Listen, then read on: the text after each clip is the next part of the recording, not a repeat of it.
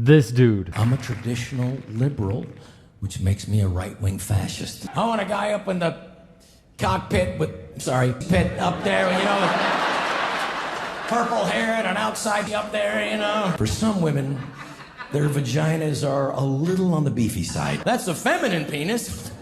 Give me that thing.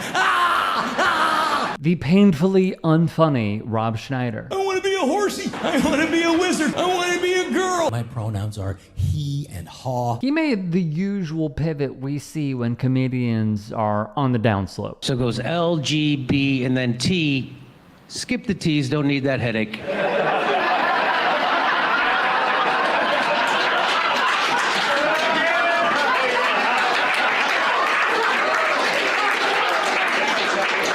I tell you, I'm so nervous, I don't even feel comfortable talking about trans fats. Yeah, you're right, trans. If you want to go from a mono to a polyunsaturated, that is your journey, and I support it.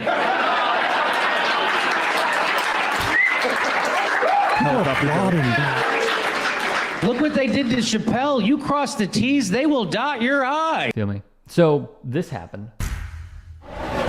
Breaking news into First Take. NBA Global Ambassador and Naismith Basketball Hall of Famer Dikembe Mutombo has passed away today at the age of 58 from brain cancer. He was surrounded by his family. And the tributes would pour in. Just heard the news about I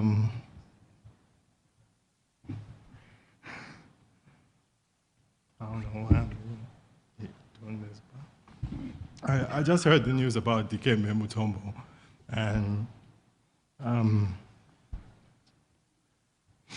it's really hard to believe, and yeah, it's hard for us to be with that guy, without that guy. You have no idea what Dikembe Mutombo meant to me.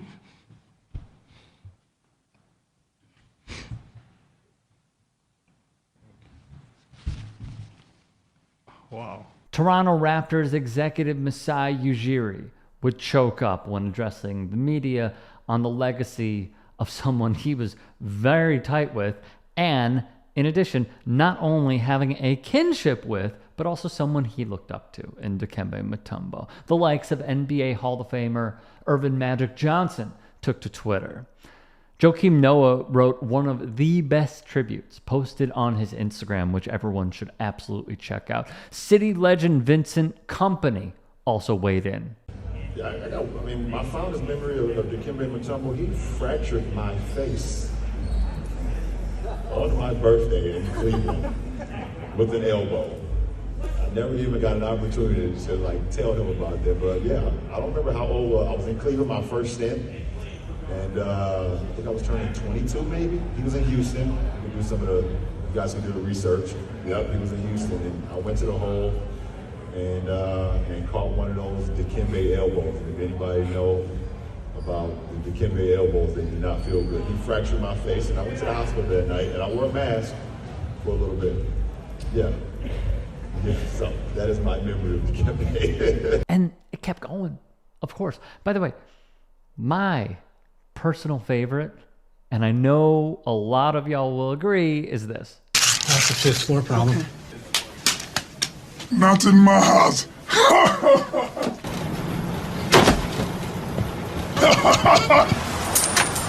No. So as we remember the legacy, from the cameras rolling in the locker room and trainers' rooms, the smack talking sessions that he and Michael Jordan had, tons of finger wags, of course.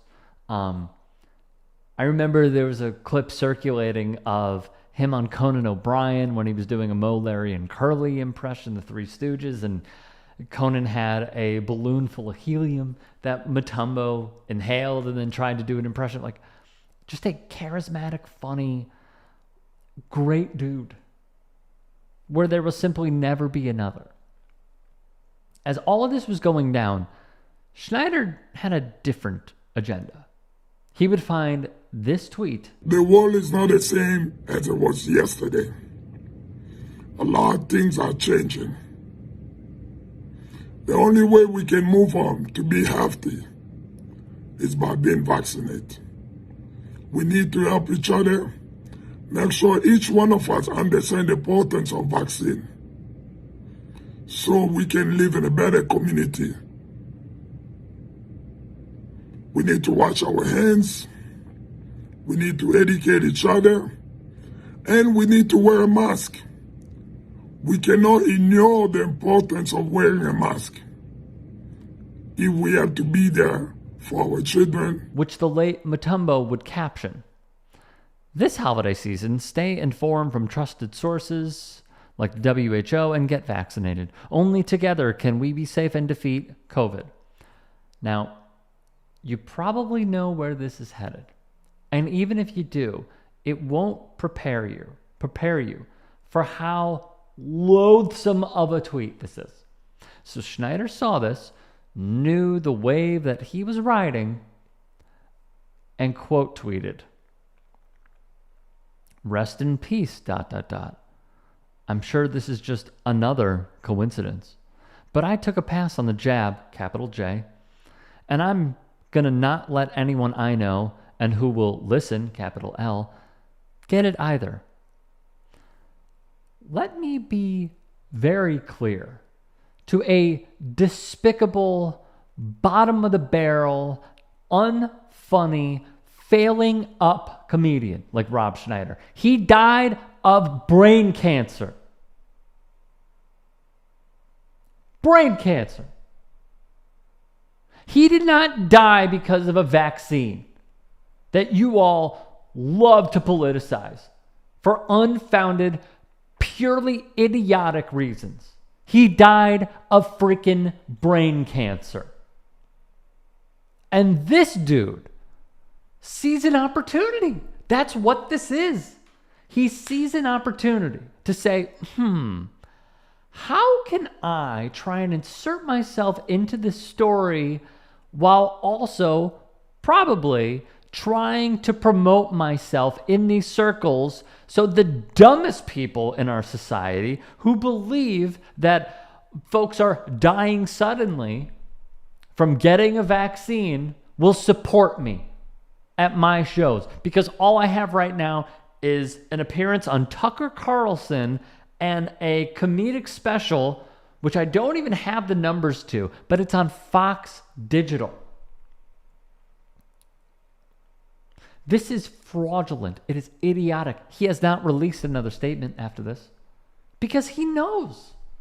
He knows this is what feeds the monster, which is the MAGA base. And he keeps doing it.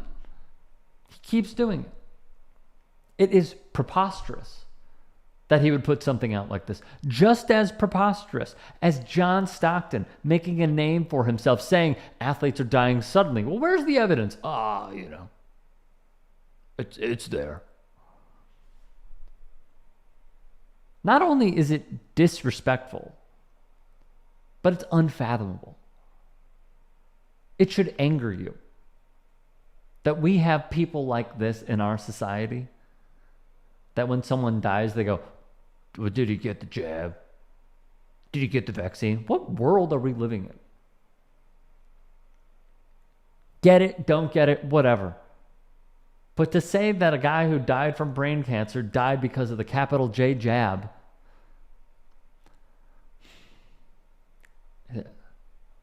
it's either blissful ignorance or intentionally misguided to get new fans. And I tend to think it's the latter. Let's also remember, not only are his politics awful, but so is his parenting. On a podcast, Elle King, Deuce Bigelow's daughter, detailed it in full, and let me tell you, it is bad. King said she'd often go 4 or 5 years without speaking to her father, minus the occasional set visit where if she ever messed up a shot, if I was talking, I would get in effing trouble, she said. The singer also remembered how harsh her father had been regarding her weight and her general appearance. She would say, and I quote, I had already started getting tattooed and it was like 108 degrees, so I had to wear sweaters because my dad was very anti-tattoos or any form of self-expression. And more recently, King has taken issue with his worsening conservatism, in addition to his terrible stances on the LGBTQ plus community and their rights. She'd also, she says, get sent to, as she puts it, fat camp, saying, and I quote, "I don't want to be associated with him," she quipped. King would notoriously change her last name.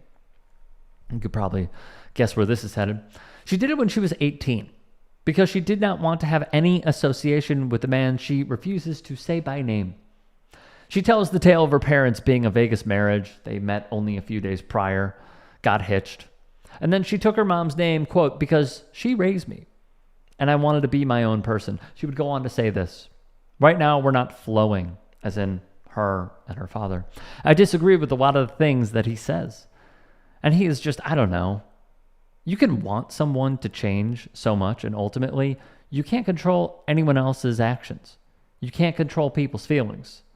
All you can control is how you react and what you do with your feelings." Amen. I'll end it there. If you can and are willing, please become a paid member here at TYT Sports. And or go to tyt.com/join. In addition, you can follow me on Twitter, Instagram, and TikTok. Appreciate it. Have a great day.